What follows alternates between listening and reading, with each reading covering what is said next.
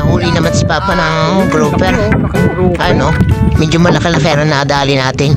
Sana naman ang kita'y ikwa. Good morning sa inyo guys. For today's video ay kita'y maparang sa laot para mamingwit ng isdang bisugo. Yung spot natin ngayon ay din sa may bandang harapan lang ng mungkong. Kaya tara, samahan nyo kami guys. Tapos ayan, fast forward natin guys. Agad nakitanan din sa may himod ng harapan ng mungkong. Ano? At ako'y nag-ready na hani ng pamingwit din eh. Ano? Gara-gara pa yan.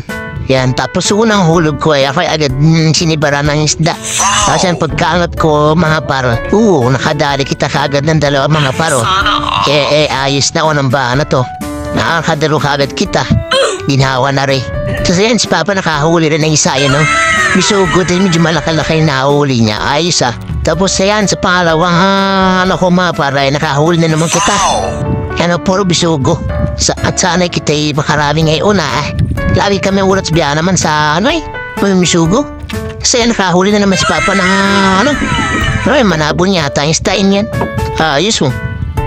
Mahigit na kadari na naman, no? Kasi yan, nakahuli na naman ako mga pre, Medyo malaki-laki na nadali natin. Sana naman ang kita'y ikuan, makarami ngayon. Gawa ng lagi na accounting huli natin parang palaging mga busog yung bisugo ay kumain ng pain natin.